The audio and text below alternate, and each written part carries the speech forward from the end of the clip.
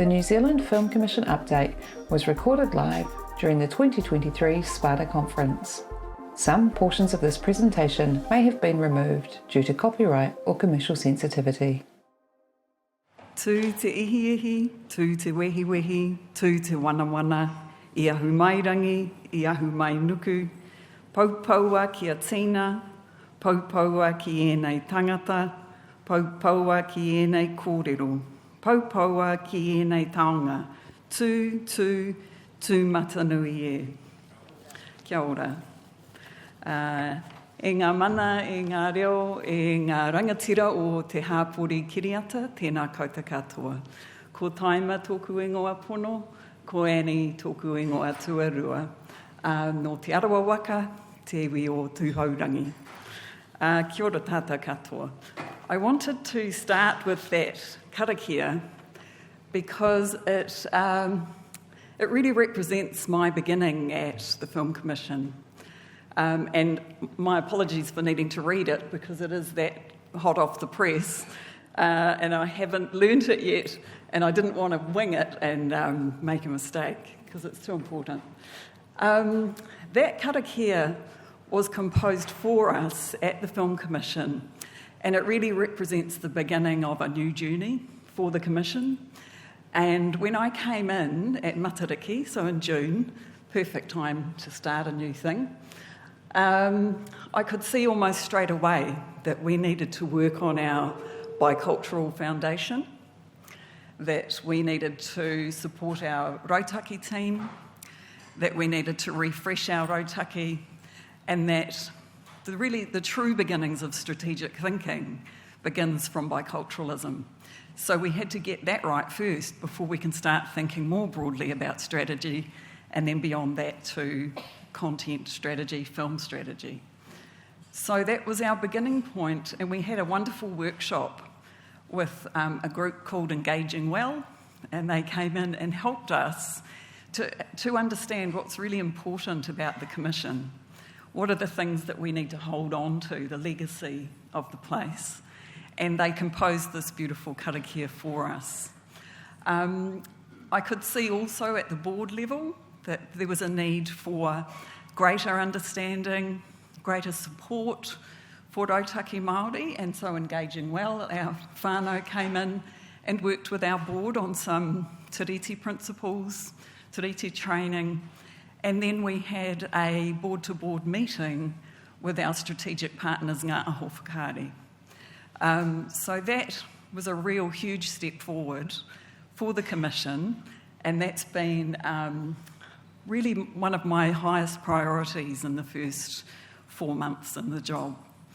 So now, what we're going to do today is just talk through some of that early thinking, the stuff I'm starting to generate in this first few months, and then I'll hand over to Te o Kahurangi, who leads our Rautaki team, to talk through some of the strategic thinking around the refreshed Rautaki. Because out of that strategy, over the last 5 years, have come our strongest films. We talked yesterday about our top performers, Muru, Cousins, Whina, James and Izzy, actually. They've all come out of Rautaki. And if we look back over our legacy, over the 40-odd years of the Film Commission, 4 of our top 5 films of all time are Māori stories. So there's a real strength to that base, and that's been my absolute starting point. So I'll show you a few things that are just designed really to set the context. You won't be surprised that I'm going to talk about money for a little bit. It does seem to have been the theme of the conference, and you'll see that we haven't spent any money on slides. I haven't got a fancy slide pack. Apologies for that. It hasn't been my top priority, as you will see. So this... you still get the point, right? This is a pie chart that represents the screen funding in New Zealand. Which bit do you think is ours? The grey bit. the smallest bit. We are the smallest funding agency by a long way in terms of the resource that we have to draw on. So what I think has happened over the years is we have made a little go an incredibly long way. And there is a real expectation that we will do an incredible lot with the very small amount of money that we have. If we look at how it looks, the blue bit being New Zealand On Air's amount of funding, Te Māngai Pāho in the orange, and us in the grey. So when you and your colleagues start to say, Film Commission should do this, Film Commission should be doing that, remember this. This stuff is actually what dictates what we're able to do. Where does that money come from? We have around about $30 million a year currently, but that's because we're taking about $4 million out of our reserves. We're actually getting about $26 million in revenue. So we can't continue to eat away at our reserves because by next year we'll be down to the base. So LGB is the Lottery Grants Board. We are very fortunate as an agency to have that funding from the Lottery Grants Board, but it is not assured, and it's been under review for some time, and that review is still landing. We haven't quite got to the end of it, but what we do know is that we're more than $2 million down on what we were getting last year from the Lottery Grants Board. So there's been a reduction. We also won't be sharing on the upside. So when there's one of those big Powerball draws, we used to get a little windfall. That's not happening anymore. The MCH, 18%, that's been a flat baseline for nearly 10 years now. The MB money is to administer the rebate, which, as we all know, is crucial. And it's becoming more and more crucial as we go through this rough weather that the industry is experiencing. Just to give you an indication, when the Film Commission took the rebate admin on about 8 years ago, Philip is nodding, there were about 16 applications a year. Guess how many we got last year? Any guesses, Sandy? Not quite that many. I shouldn't have asked you. So we went from 16 in the first year to 90 last year, and yet that baseline amount of funding hasn't changed. So we've had to figure out within our resourcing how to accommodate that need, and that need is growing. As you know, from the changes to the rebate, there's going to be more interest in how to access that source of funding. We have to, as a team, figure out how to resource that within a diminishing baseline. Sorry.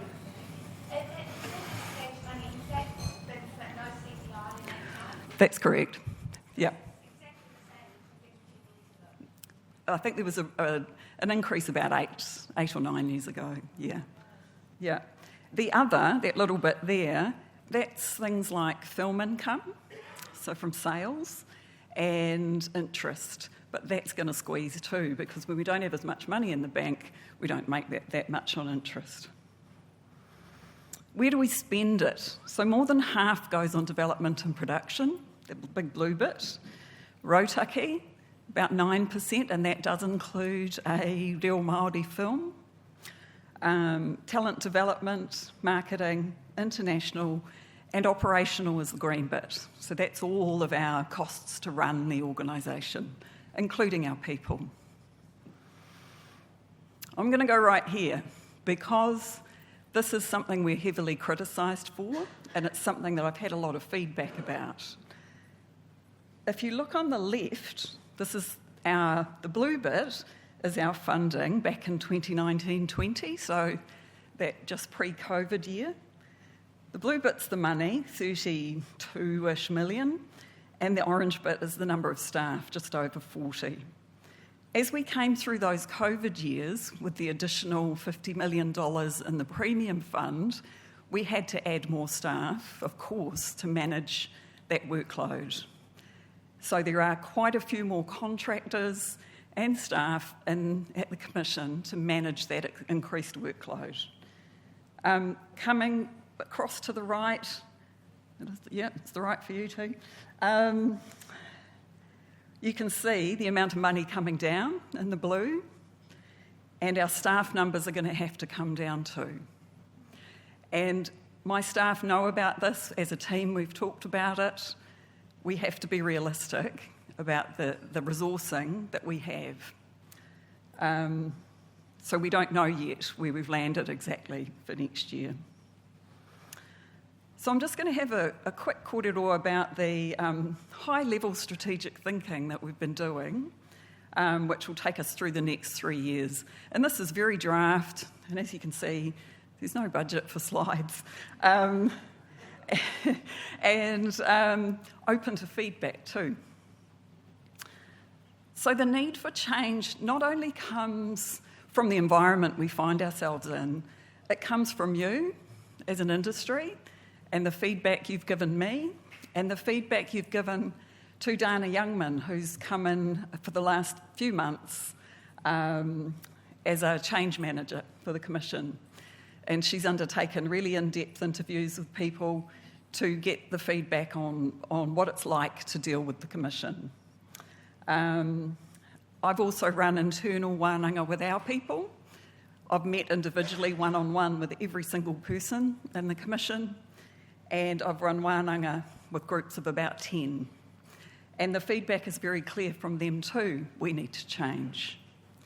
And of course, you know about the budget situation. So that's the context we're operating in. I'll just quickly run you through the legislation because I don't think this is particularly well understood. One of our functions, key function, is to encourage, participate and assist in the making, promotion, distribution and exhibition of films. This is a key difference between the Commission and New Zealand On Air. It's the participation in. Again, not particularly well understood. We are required to encourage and promote cohesion within the industry, exchange information, and promote the efficient use of available resources, which is really what the strategic thinking is all about. We need to cooperate with other bodies and organisations to encourage and promote employment in the film industry and the productivity of that industry. So this, you can see, is where the international, the rebate, the screen attractions mahi sits. Archiving also is something we're required to do, and we're looking at how we can collaborate on that.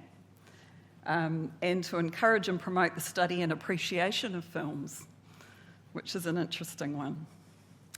And then to publish information that's going to be useful to Aotearoa about film and to advise the Minister. So that's actually our legislation from 1978.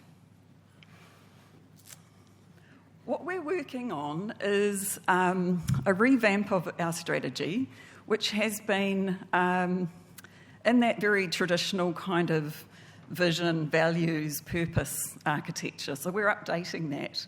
We're talking about impact, way and purpose and keeping the numbers of words down. So we're looking at New Zealand films that will capture the imaginations of audiences in Aotearoa and around the world. And those are some classic titles there that have certainly done that over the years. How are we going to do that? By leveraging our heritage of storytelling, heritage there being a crucial word, investing in creativity and delivering quality that lasts generations. So this is the enduring taonga of our previous strategy. And those titles there undoubtedly have done that for Aotearoa. And the purpose, to build consistent excellence in filmmaking and unleash exceptional creativity. Consistent and exceptional being the key words there. And some examples, more recent ones, of where we think we've achieved that. So, looking at these objectives, and I won't talk for much longer, I'll then hand over to Te O Kahurangi. The consistent creative excellence piece, that is about the powerhouse that New Zealand is, the creative powerhouse on the world stage. That's the way we're seen. If you look at the reputation we have internationally, forged by people like Peter Jackson, Richard Taylor, Jane Campion, more recently Taika Waititi, we have had that reputation and it's held by those few. We need to build that up and get our films back up there, our local films back up there. We need to put audience at the heart of our decision making. We haven't had a particularly good, we haven't really had a lot of data and insights around audience, and we need to address that gap. We talked about that yesterday in our mahitahi session. We need more market information and earlier in the process. So we need to be talking with our market partners, understanding what they know about the market and making sure that we're delivering films that are going to meet the market. And we still need to keep our focus on festivals, on those very prestigious premium festivals internationally.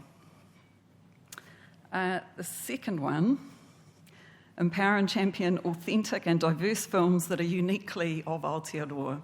So our focus has to be on a New Zealand voice. And these will be the sought-after films, both locally and internationally.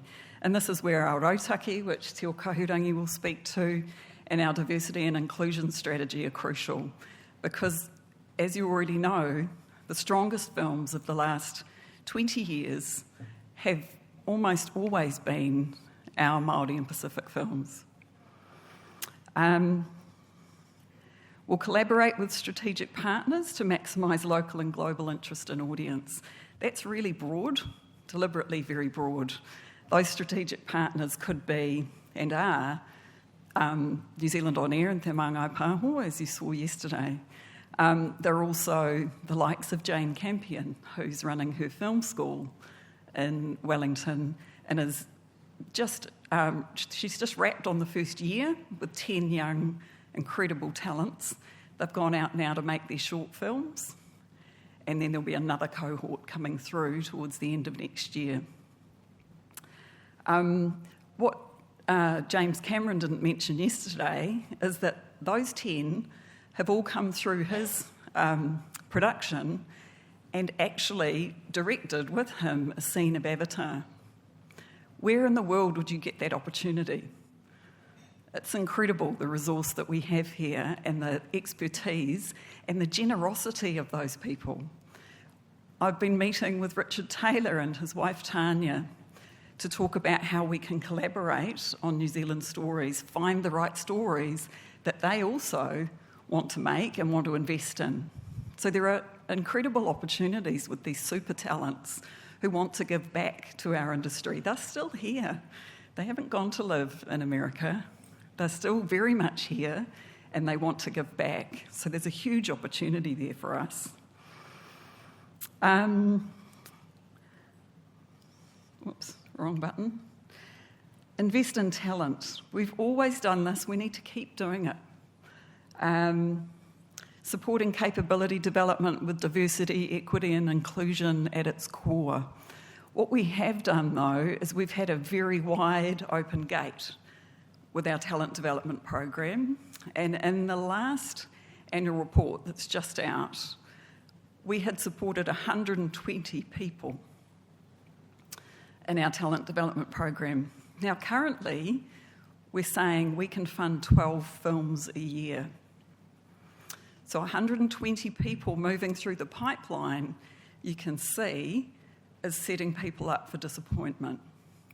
We have to be more selective and more strategic about our talent development program. And the last one is a biggie. Ensure that the Film Commission is appropriately resourced and sustainable to adapt to the changing landscape. Now, as you can see, we've got a bit of a resource problem based on what we're currently trying to do. So we're trying to do too much with too little. We need to come right back to core purpose. We need to focus on film. We can't continue to support television. So development and production of television needs to go to TMP and New Zealand On Air. We can support, of course, through the rebate. And as we all know, that's now an option, and that's amazing.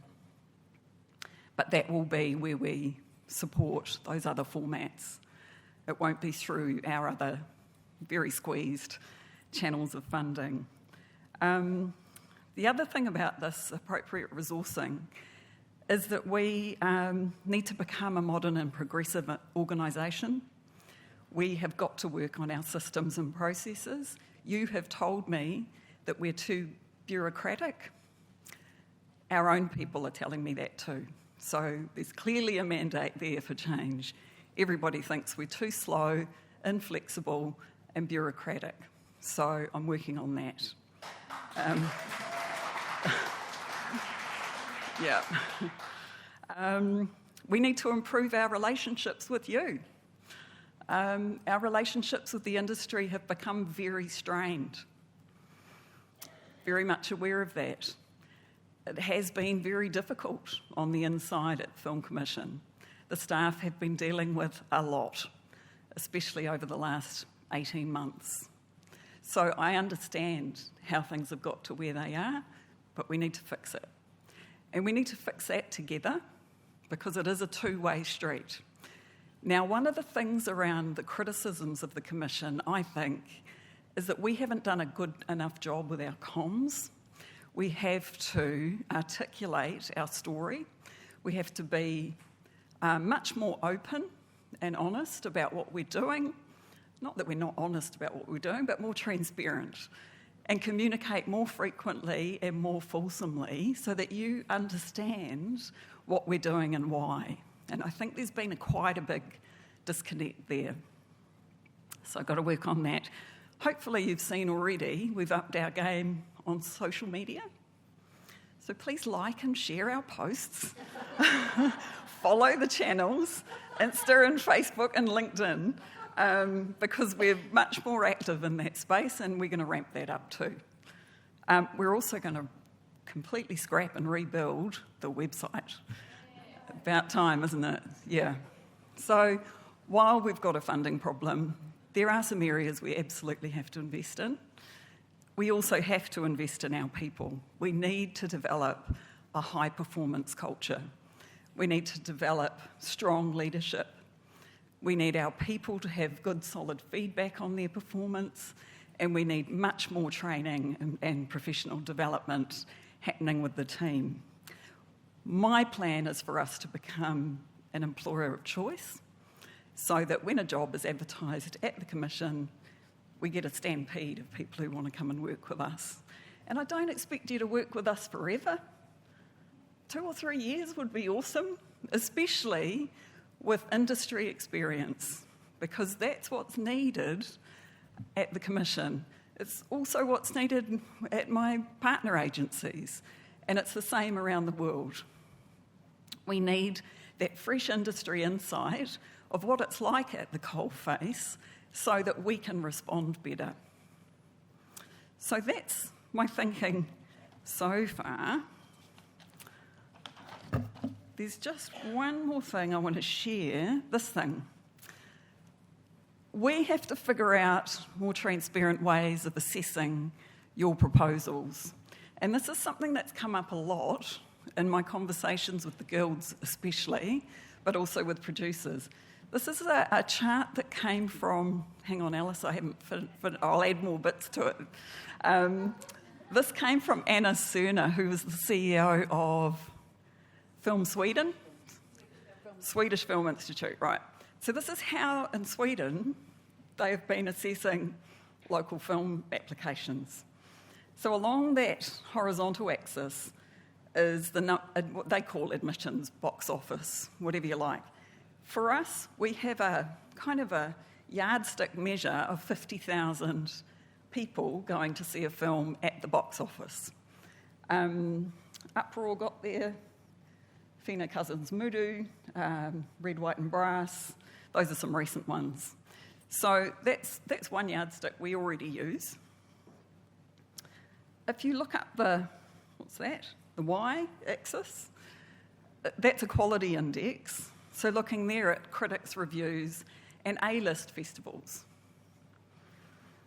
So that is around about where Uproar is sitting. There's a recent film funded.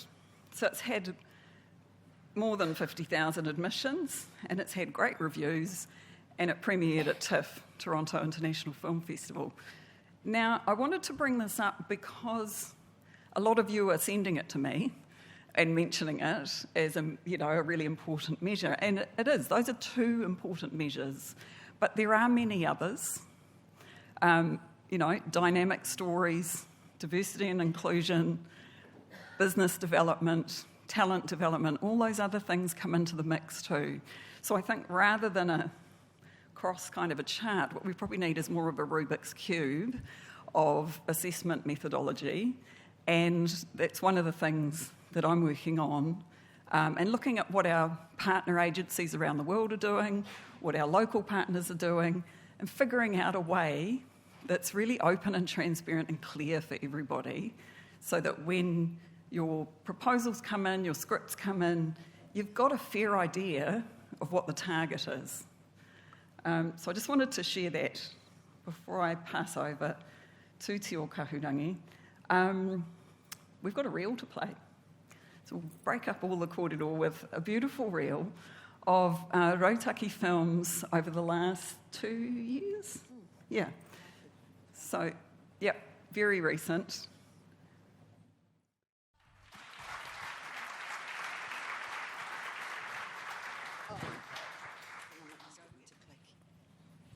E rau rangatira mā kua hui hui mai nei tēnei rā tēnā ra koutou katoa. Ko te arawa te waka, mai make tū ki tō ngairiro. Ko hau te Pou Whakahaere o te tumu whakaata taonga. Nei rā te mihi ki a koutou katoa. Ko te o kahurangi tō kuingoa. Just wanted to acknowledge firstly the haukainga and mana whenua from yesterday. The great thing in watching those clips, particularly in the mahi we do, and even indicated by the beginning of the conference, is how easily Māori adapt. And not only that, but we've actually moved our tikanga to ensure that people can actually do what we need to do or they need to do and, bless the kai for 2 days. Those kinds of things are a really great reflection of when we talked yesterday about economic and cultural value for longevity, that actually one of the longest groups that have worked in this industry are Māori. And that the time of the storytelling have been Māori. But the recognition in the space and the pūtea that comes across have not matched that effort of our people for our people. So that's the mahi that, while it's been great actually, and I just want to shout out to have a Māori female CEO, has just helped to make my job a little bit easier now that I've been 5.5 years on. So some of the conversations that Annie's been able, or the time has been able to pull together and get through have not just happened in the last 4 months. And many of the people in the room are actually part of that legacy, so tēnā koutou. I also wanted to highlight that the first speaking in terms of James Cameron appearing was actually John O'Shea's name. And because he was one of the first that helped to create some of the legacy projects that were with Māori. They weren't necessarily some of the Māori stories of Māori leadership at that time in terms of them telling those stories. It was facilitated by a lot of collaborators. And so seeing his name up there, I went back to the people of our pioneers, like Barry Barclay, Merata Mita, Don Selwyn, many others, and even Dr. Ella Henry, because part of our mahi has been reflecting on the films and the film chronology that has actually created what we have now, what we've celebrated just in that short reel. And it was funny that when the Rautaki 2018 to 2021 was launched, and then I was brought on to implement it, that the two films that came out in that year were Merata, How Mum Decolonised the Screen, led by and created by Heperi and many others of that hand, and Maui's Hook, which was produced by me. And now we've got those two very people leading the strategies of these organisations. So I just wanted to share that to give you a perspective of just how the longevity of the craft and the people has continued to create what we have. And that when you put all of the people in the room, I just wanted to ask, question back to you guys first, is how many of the people on that reel and that have contributed to that are in the room? Can you put your hands up? Yep, there's a few, thank you. And also those that are currently, any of you in the room who are currently working with Māori on Māori content films that you are producing. Yeah, quite a different spread, huh? Ka pai, tēnā koutou. But it just shows that there's more work to be done. Because where Māori content is, you need Māori creatives. And that's something that underpins te Rautaki Māori. I'm going to sit down now because I like to mihi people standing up. Also because I don't stand behind lecterns, you won't see me. And so I'm just going to sit down so we can move along with that. Is it green to go? Okay, so as I said, the Rautaki Māori was set in 2018 for 2021. And even though it's still 2023, we've continuously been reflecting and working through. The thing about creating taonga, which are films, which are our stories, is that we don't throw away things just because we've got to reinvent a strategy. We actually add to them. So even though we've had a strategy that was due to be reviewed or updated in terms of our agency role, we've continued to hold firmly to what those intentions that were set, because there were some big aspirations in that, and they continue on for the things that maybe haven't been done in the first, second, third, fourth, fifth, 5.5 years on. And so our vision of the Film Commission is to champion exceptional storytellers and create enduring taonga.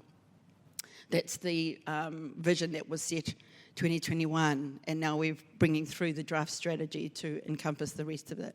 However, the kaupapa for the mission for the Rautaki is that we elevate Indigenous Māori identity and cultural taonga for responsible storytelling in Aotearoa. And as I was waiting to do this kōrero, and we had AI as the conversation prior. And one of the things that comes with using any kinds of tools is about being responsible and respectful, which is really challenged when you've got a commercial imperative over here. But it's actually why many of you are in this industry, because it's about the respectful, responsible storytelling that you have a passion about. So that's what the underpinning of the Rautaki is. It's also to recognise that Māori language and culture is a taonga to be nurtured and celebrated. So we celebrate using te reo Māori right through from the contribution that engaging well and creating that karakia for us. Actually, it was the karakia with us, because it was the staff who put the aspirations that they wanted to be conceptualised into a karakia. And then with the skills of specialist skills, with Apreham and his team, they created that karakia. So it's very much why it's now embedded as part of our vision and our intention every day. Te mātāpono tūturu. So again, going back to the original Rautaki Māori, so considering that the Film Commission Act was 1978, 2018, some 40 years on, the Rautaki Māori was put in place. And now 5.5 years on, total of 45.5 years on, we now have the Rautaki continuing. We've got, you see it reflected in the SPADA conference, you see it in New Zealand On Air, Irirangi Te Motu, you see it in Te Māngai Paho, because they've held probably one of the longest pillars of this, of Te Reo Māori, on behalf of ngā kaipupuri Māori of Y11 that fought for the recognition of Te Reo Māori in this country, and then subsequently the Te Reo Māori Bill in 2016, which brought more impetus to Te Mātā Wai and actually bringing back some of that resource out into the communities. It's really important to remember why Māori language and culture, te reo, me ona tikanga, go together when we are doing these things. And so the mātāpono tūturu around that principle of commitment to work in partnership to achieve mutually agreed aspirations with our Māori screen sector is a really important one that we are continuing to hold as a pou of our Rautaki. And that it's something that is part of the execution for te tiriti o Waitangi and a te ao Māori worldview.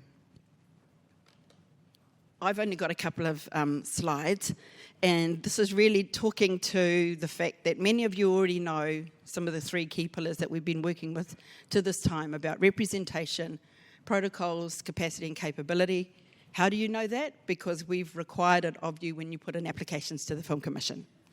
And part of that has been identifying who's Māori in your team, because it's the Māori creatives, and asking what Māori content you are having as part of the stories of your submissions that you're asking of us to support. And so those are the two key things, that where you've got Māori content and you've got Māori creatives, they should be reflecting the nature of that content. So having someone who's a character whose name is Hemi, that you're going to blind cast, the minute you call him Hemi, he's a Māori character. It's Māori content. So you're going to need to consider those things around making that a grounded person or character. Then you see ones that we've celebrated in the last few days of a range of content, not just with Māori, but actually with other diverse and underrepresented communities. Those actually aren't my favourite terms, because they're someone else's definition of our communities, and they are reflected best by the people themselves.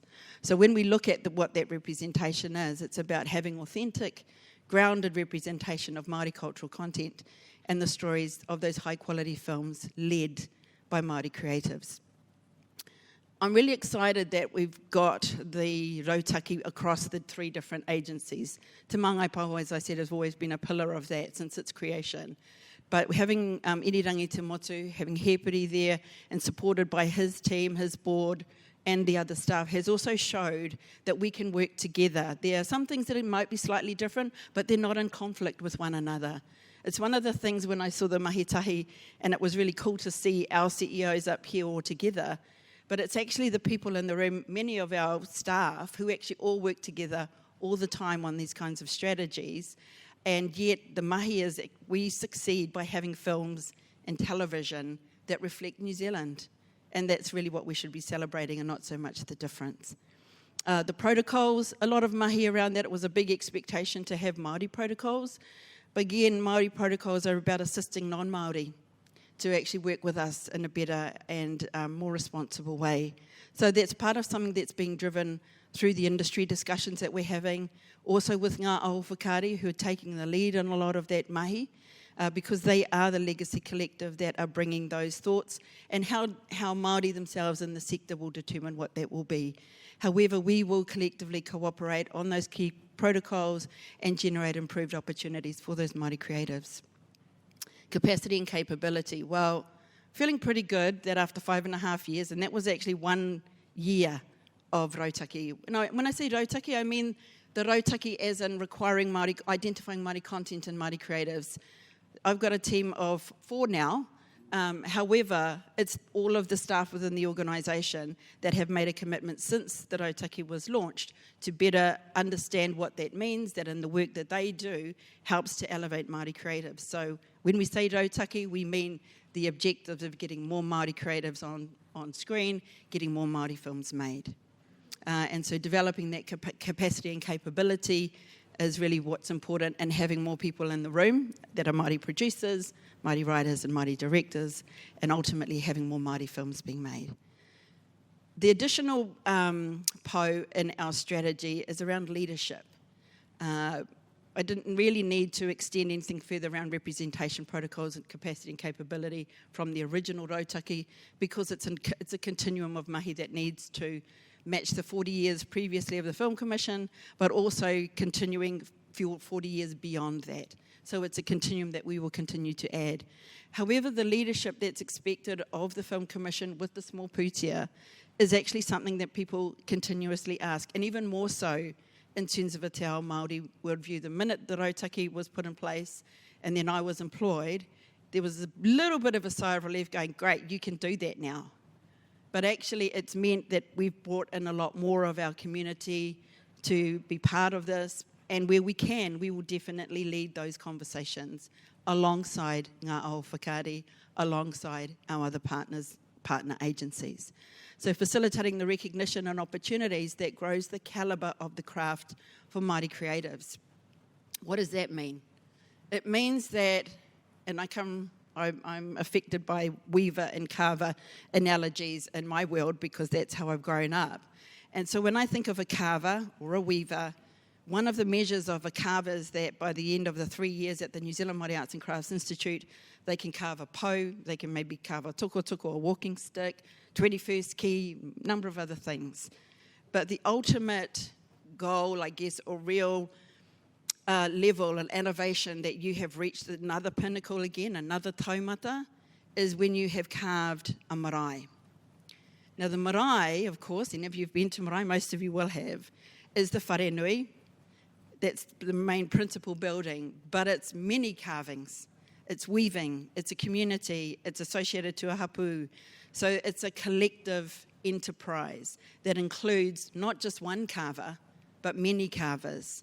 You have a few master carvers that will be involved to help drive that, but you have graduate carvers that come in, and part of working on marae and meeting houses is actually that part of all working together. So that's the analogy for me, is that many of our people in the film sector, not just Māori, can carve a popo. They can do their short films, they can make television and content. But the step to mastery and that refining of their craft is the meeting house. And there's a big journey of a few years, some say 30, that's just a number. But, you know, when we think of Cousins with Merita, she had that film for a number of years. And in fact, by the time it was released in 2022, it had been 30 years that that story had been crafted and carried and revived and recarried and recrafted again and brought to life. And so when I hear people come and they've got this great idea and I've just written a script, we kind of really know a little bit more time, you know, good recipe, refine it. And that's part of the understanding of the film sector, quite different from television and other content, which is what I call ngātia naenei. It's something you can do now. You can create it, you can present it, you can cook it and you develop it and you can get that currency. But film is that calibre of craft that is our meeting house. It's a community effort. It's somewhat of an elite sport or an elite craft. And it's maybe not for everybody. And yet 120 applications coming through shows you that actually there's a lot more people who think that that's where they're ready to be. And I'm not saying that's not the case, but what I've seen in 5.5 years is that we've got a lot of carvers and a lot of popo. But the meeting houses that get made require the additional support of actually the other carvers and the other master carvers and the communities that help that. And that's what that showreel showed. That was 1 year, albeit there were a few that had been delayed in terms of coming in after COVID. Some of those were our short films. But in 2022, when those were released, that was a real indicator to me that we were doing the mahi. Writing strategies and everything else is part of what I have to do. But the indication is that the industry, the work that you all do and contribute to, that's the outcome when we sit and watch our films in an audience and you hear te reo Māori of Disney on The Lion King, on Frozen, on Kokoreo Māori, and our children are laughing and people are crying and you think, wow, we've just created a new village. And they're not villages that we actually see every other day. So that's the leadership that I think we've chosen to select films of the Rautaki mahi for the last few years that will actually make that difference for te reo Māori, for our Māori creatives, for our Māori companies. That we provide the guidance and support that influence the stories of Aotearoa.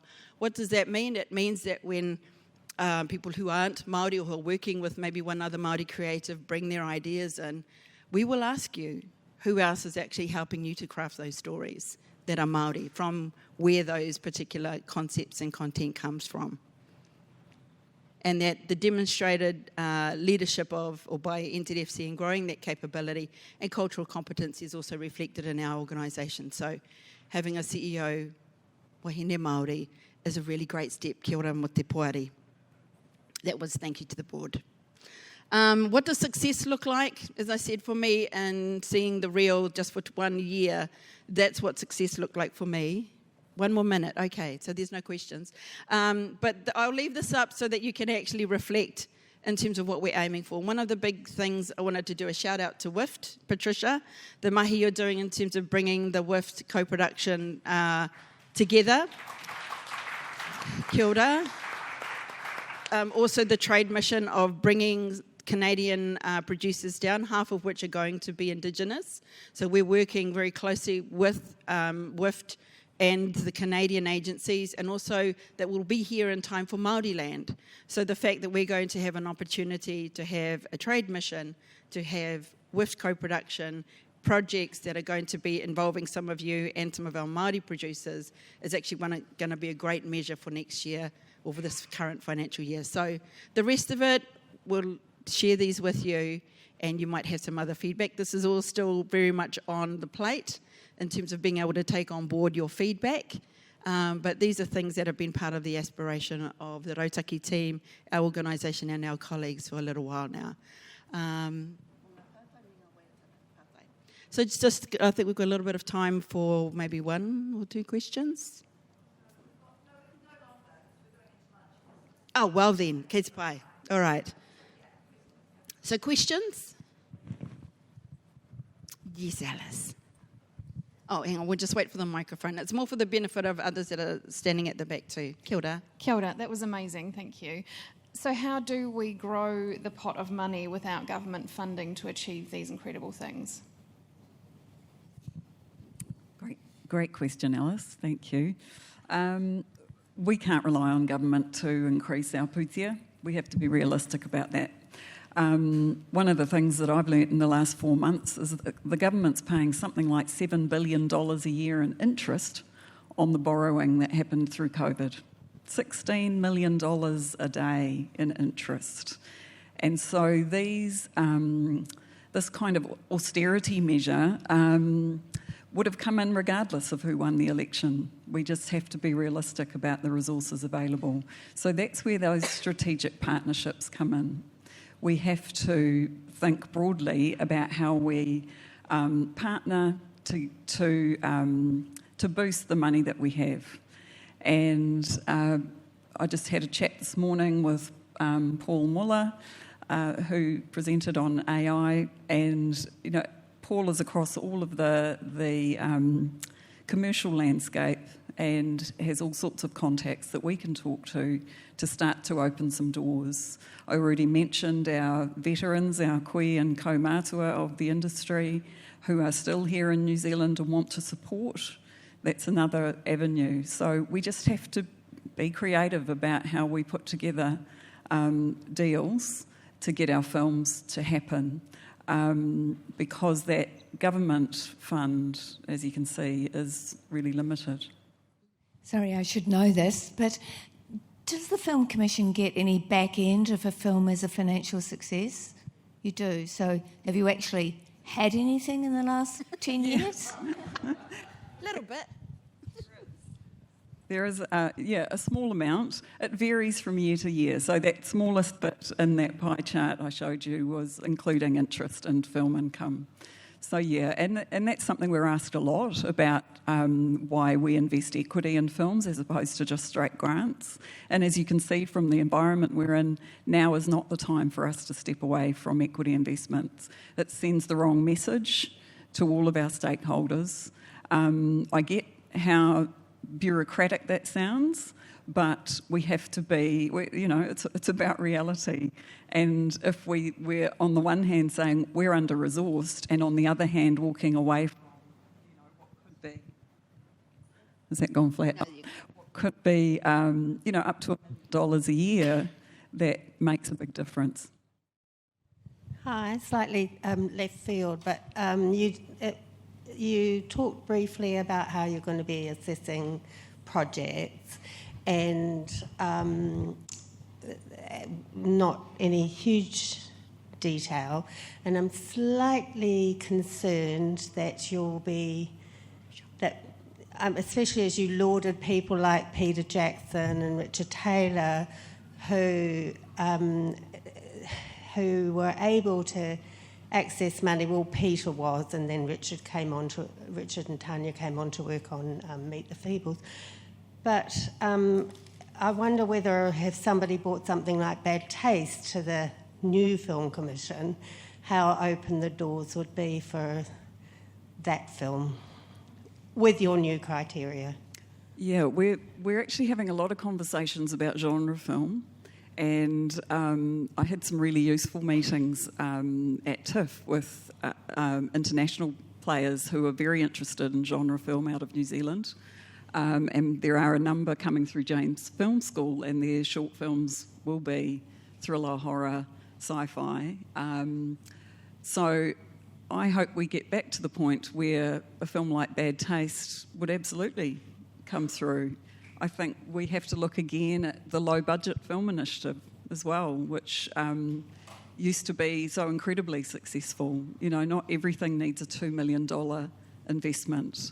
And sometimes having that lower budget, which is happening all around the world, actually, you know, forces creativity in a way that being able to throw money at problems doesn't do. Hi. You spoke about being better communicators to the community. I found out two things during this conference. One was the accessibility coordinators, of which there are 3. And if I had known about that, you know, like as it was happening, or outreaching to the community so that we all could be feeding into that as producers, and also that the Catalyst funding is only happening once this year, and it's being reduced to 4. So how, I just feel like we're not communicating, we're not getting that outreach. And so how are you looking to move forward? Yeah, so all of those things have been communicated in things like social media, newsletters, and on our website, but I think what's apparent is that those messages are not being received in the way that we want them to be. So we need to work on that. And, you know, part of rebuilding our social media is to make sure that those messages get out. And certainly the website, it's really hard to find information, I know. It is there, but it's hard to find it. And we do a newsletter several times a year with all this stuff in it. But I would say at the moment, while we're building and changing, probably social media is the best place. Any other partai? The guilds do include everything in their newsletters, particularly WIFT, puts all of the Film Commission stuff in their newsletters. Every single thing they breathe comes out. So it's worth actually being a member of a guild and reading the newsletter. Reading the newsletter. Reading the newsletter. Thanks. Kia ora, Patricia.